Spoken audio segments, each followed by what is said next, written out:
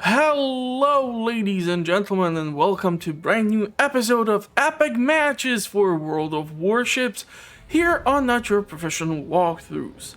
Now, okay, this might not be the most epic match, but what the hell? I'm showcasing the newly added Marco Polo premium battleship, which you can obtain from the armory for over 200,000 coal. So if you were bad all year long and Georgia is no longer available and you have something against the other Axis forces such as the Pommern, which you can still purchase, well, then there is the option to go with Marco Polo. Now, this is a tier 9 battleship. Once you get the ship, you are starting from skill 1 on your captain, or basically 0. So it's gonna take you a while to spade out the ship to get it into a better performing rate. However, at this point, I'm having at least 7 points in the captain, and I'm going to go with the Deadeye build.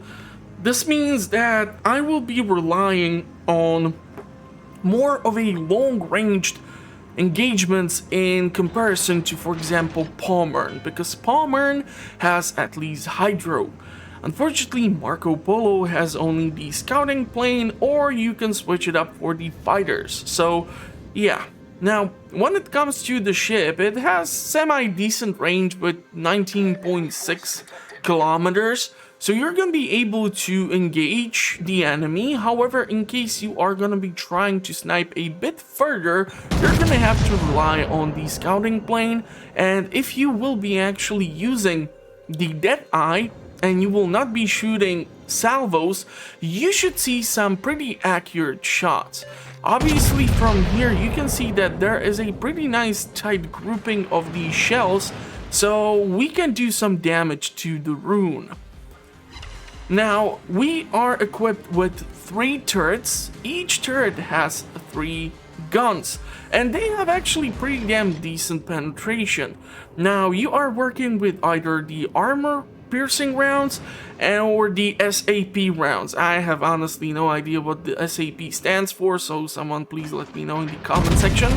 But I don't tend to utilize it that much, and here from shooting at the Azumo from the front, you will be able to see that I still am getting penetrating shots. So yeah, the Azuma is definitely taking some damage here.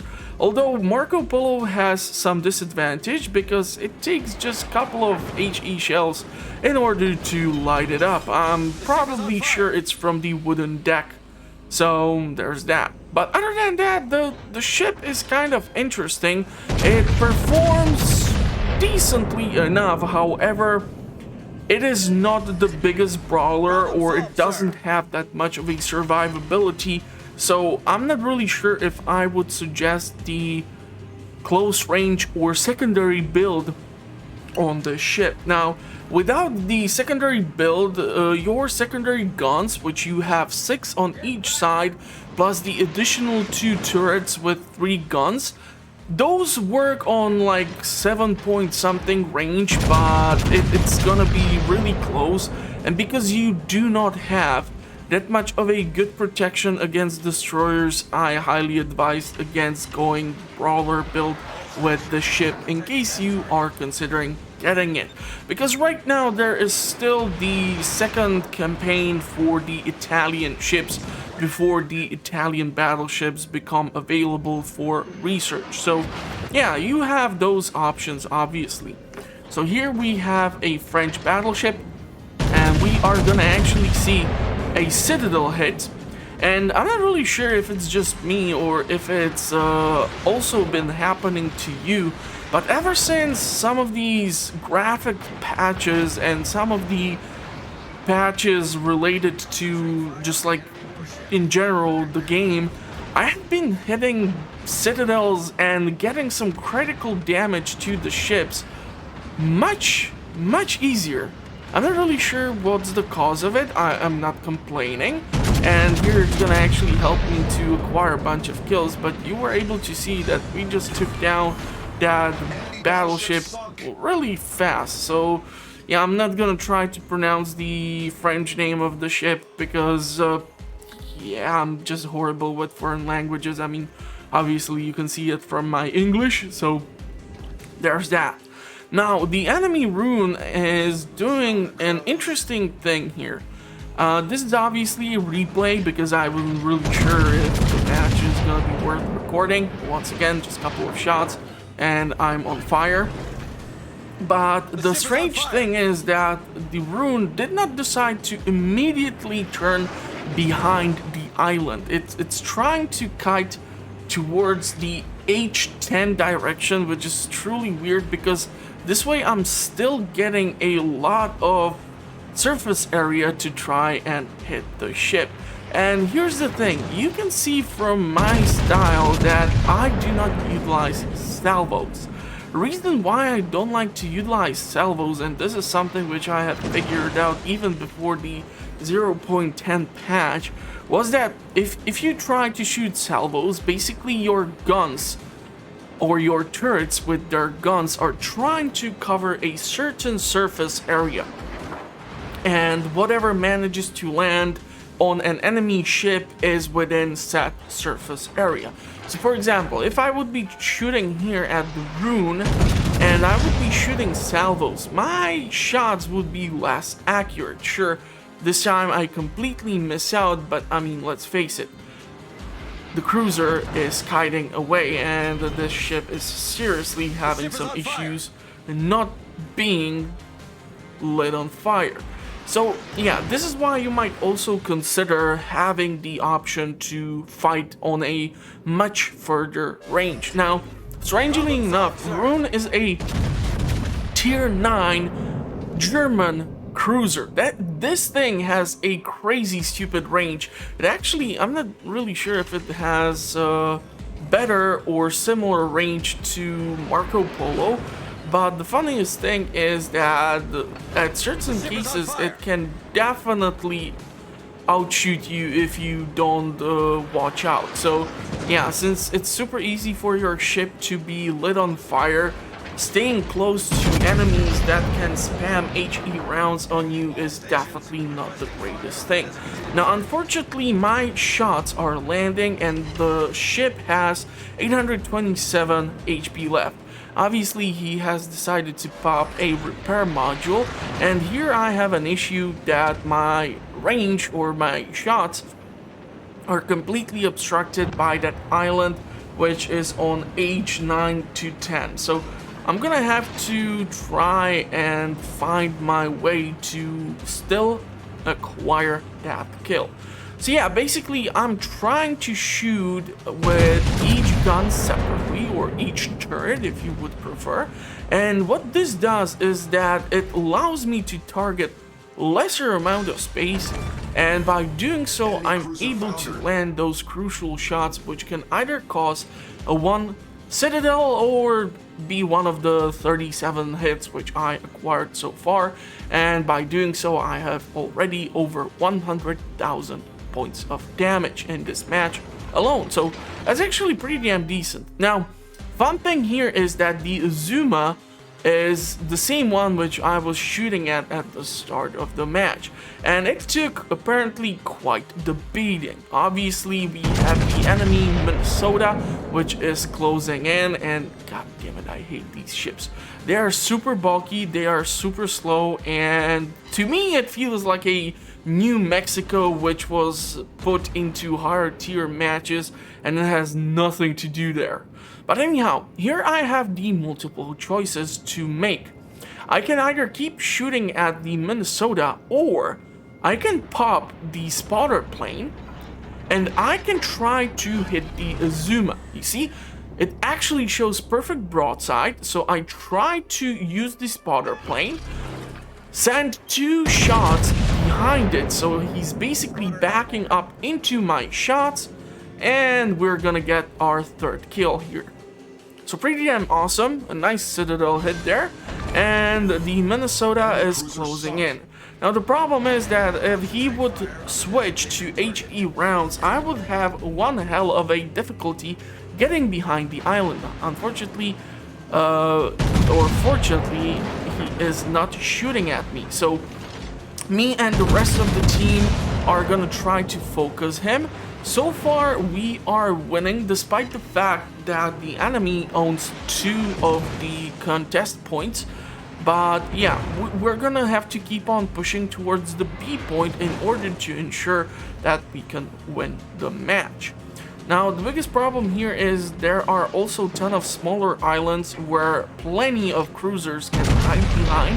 And if they have good guns, they can theoretically shoot over these small islands and they are going to be able to hit me. Now here I see that Alaska and other enemy ships are located at the A point, but I will not be able to do anything. And plus we have friendly Georgia and destroyer moving into that location, so maybe there's going to be something in there. Now here I see that there is a Seattle camping behind the island, and unfortunately I'm not able to land that many hits, although that one over penetration, I'm quite sure if it would land on my cruiser, my engines would be shot and I would have to pop a repair module, or it would take forever for it to get repaired. Now the enemy Riga here is being bombarded by multiple ships, but I don't have a clear line of sight, so I'm gonna have to increase the speed eventually and start moving from behind the island in order to see if I can help contest the B point. So we're gonna start moving again, and yes, this is theoretically kind of a cruiser game style where you are surrounding or are floating around an island and you are trying to find that best spot. But one fun thing is that actually the enemy Seattle did a huge mistake. That one huge mistake is that he stayed there. I would be actually trying to move the hell away at this point, because American cruisers, sure, they have radars or lots of useful stuff like great anti-aircraft weaponry, but when it comes to survivability, yeah, at close range against any battleship you are gonna struggle because you do not have anything like torpedoes or smoke or something which would allow you to escape. This is not Anchorage, so he will not be able to stay there too long if I decide to push behind that island. Now, of course, I cannot just simply push there because there are those 3 ships or 4 ships at the A point, and I would be the only ship which they would probably target. So if I would be the Seattle player, I would have probably tried to move a long time ago, because now it looks like our 2 cruisers are able to open fire, and you can see the huge amount of damage the player is taking. Now, the enemy Friesland is too far away for me to do something about it. The Riga is kiting away, so I'm gonna try to focus on the Seattle once I get clear line of sight. I don't want to make sure that, or I want to make sure that my shots will not land on that island. And once again, just few shots of HE rounds and my ship is lit up like a Christmas tree. So I decide to return the fire and we secure our 4th kill. So I'm gonna start turning actually away from the enemy Riga, and I'm gonna start moving in to capture the B point. Funniest thing is that the friendly cruiser is actually much closer to getting in and capturing this point, and it looks like the enemy Alaska has been destroyed by our destroyer. That's awesome. But the funniest thing is that there's still Marco Polo and 1 other battleship which can move in to contest the B point. So funny enough, the friendly cruiser here is actually gonna take quite the punishment from the Marco Polo at this range. So the Buffalo is actually capturing the point first, and I'm gonna have to help to contest it on my own. I'm gonna see that the FDG is popping up from behind the island, and there is enough room for me to send the shots over, and this is gonna actually help secure the kill to the friendly teammate. So at least we got rid of one of the enemy battleships, and as you can see, the Buffalo has been destroyed. and this means that we have to secure the B point. Unfortunately, Riga will keep on shooting at me or any of the other ships, so I'm gonna turn my guns towards him, and I'm gonna start shooting again each turret separately. This way, each turret is trying to cover different area. There are plenty of benefits to this type of shooting, because even if you anticipate the first shot incorrectly, you can adjust the fire based on how you see the trajectory of the first shells flying around. So here I obviously can see that the Friesland is in the smoke and he is bombarding the rune, but my goal is here to try and hit Riga. He is at 2100 HP, and that one shot lands the kill, and I get that Kraken. So here the enemy Marco Polo is actually moving in between the islands. He is gonna be trying to help defend the B point or fight against me, and in the meantime the enemy Z44 is actually start to move into the C point and try to conquer or capture it. So here I'm gonna have to remain in this position. I'm gonna actually start backing up a little bit. This is gonna give me a much more advantageous point to shoot at the enemy Marco Polo, and because I am at this advantageous point, the damage dealt to the ship gave me Confederate and high caliber achievements, and the shells, despite being the SAP type, they bounce off. So here actually the match is gonna end up soon. So I was lucky enough because I wasn't sure if the enemy Marco Polo would not try to ram me. Sure, I do have the support from the cruiser, but as you can see, he is starting to turn around, and soon the match is over. So I'll shoot the last 2 rounds, and this is gonna be it. So this was actually a surprising win for our team, and thanks to all the achievements, I actually managed to pull the following thing. So I got 74 hits, I got 3 incapacitations, I got those 5 kills for the Kraken achievement, 2 hits to Citadel, 1 captured, and 25 hits from the secondaries despite not actually having them equipped. And this was a pretty damn decent match. So yeah, Marco Polo, pretty interesting ship. I'm having all sorts of mixed experiences with it. I definitely do not recommend going with the secondary build, because if I moved in too close against a freaking Bismarck, that thing took me apart in matter of moments, and he was actually pointing sideways and showing me the entire broadside. But the Marco Polo was constantly on fire, so that is something to be considered when you are purchasing a ship for a ton of coal. Maybe they have not managed to put it under the deck and it's still causing lots of fires on it, so who knows. But anyhow, that is gonna be it for this fun match. I do hope you did manage to enjoy it. And for more fun matches or for more fun content regarding World of Warships or plenty other games, consider checking out the channel. I publish content on a weekly basis. I do playthroughs, discussions, comparisons, all sorts of fun things.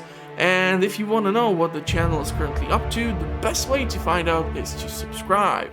I'm gonna wish you a pleasant rest of the day. Hopefully you are staying safe, and I will see you in the comments or at the next one. Thank you for watching, everyone, and bye-bye for now.